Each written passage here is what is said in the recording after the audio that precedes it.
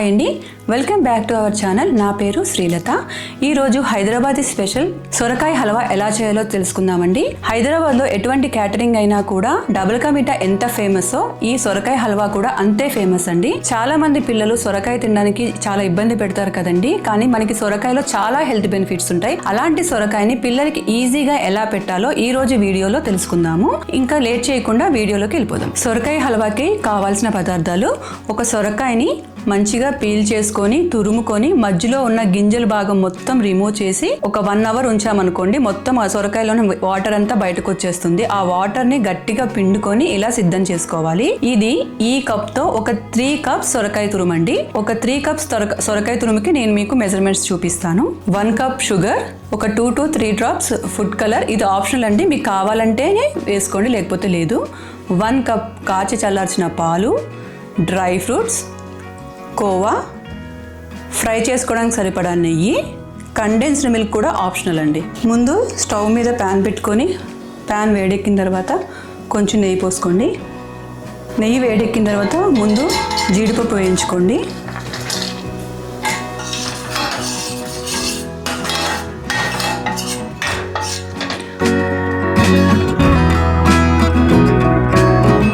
జీడిపప్పు లైట్గా ఈ కలర్ వచ్చిన తర్వాత కిస్మిస్ వేసేసుకోండి. కిస్మిస్ జీడిపప్పు కలిసి వేగిపోతాయి.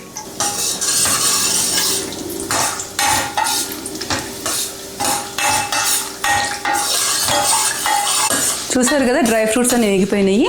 ఇప్పుడు ఈ డ్రై ఫ్రూట్స్ని తీసి ఒక ప్లేట్లో తీసుకొని పక్కన పెట్టుకోండి. ఇప్పుడు ఇదే నెయ్యిలో మనం తురుముకొని మొత్తం నీళ్ళన్నీ పిండుకున్న సొరకాయ తురుము కూడా వేసుకొని మంచిగా వేయించుకోండి. పచ్చివాసన అంతా పోవాలి.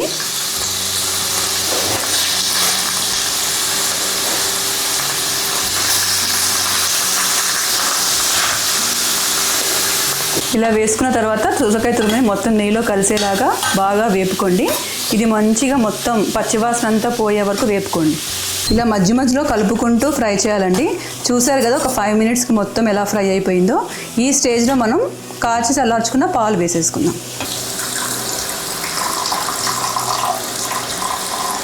ఇలా పాలు పోసుకొని మంచిగా కలుపుకొని మూత పెట్టుకొని ఇదంతా పాలంతా సొరకాయలో ఇంకిపోయి మొత్తం అంతా ఉడికిపోయే వరకు ఉంచండి.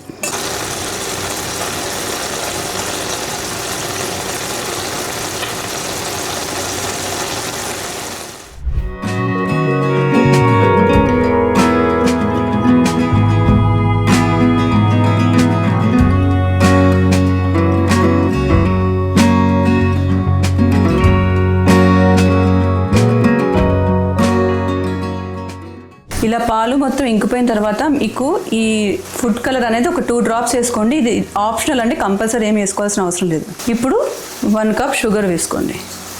వేసుకొని మంచిగా కలుపుకొని మూత పెట్టుకోండి.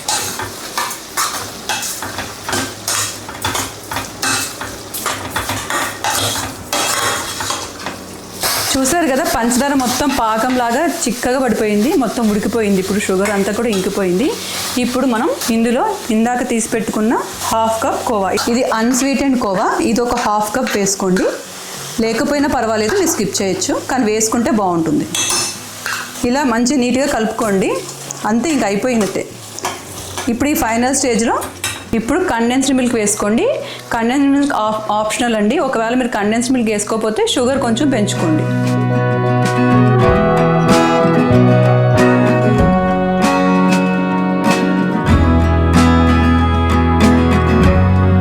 అంతేనండి, సొరకాయ హల్వా రెడీ అయిపోయింది. ఇప్పుడు డ్రై ఫ్రూట్స్ తోటి గార్నిష్ చేసుకొని టేస్ట్ చేయడమే.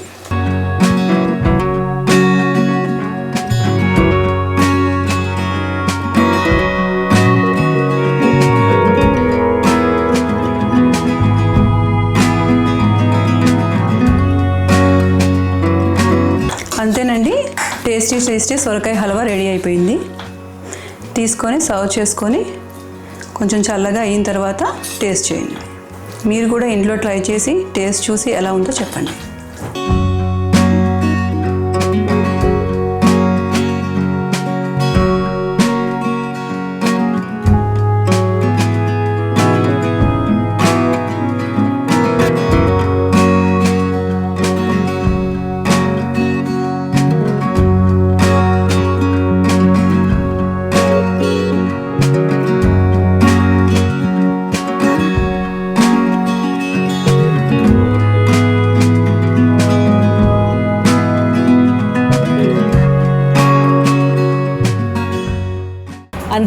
టేస్టీ సొరకాయ హల్వా రెడీ అయిపోయింది. ఇప్పుడు ఎలా ఉందో టేస్ట్ చేసి చూద్దాం.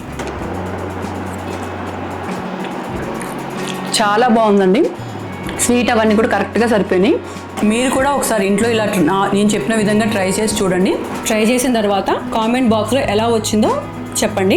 అంతేనండి. ఈ వీడియో మీకు నచ్చినట్టయితే లైక్ చేయండి, మీ ఫ్రెండ్స్ అండ్ ఫ్యామిలీతో షేర్ చేసుకోండి. మన ఛానల్ని ఫస్ట్గా చూసినట్టయితే సబ్స్క్రైబ్ చేసుకోండి. Thank you.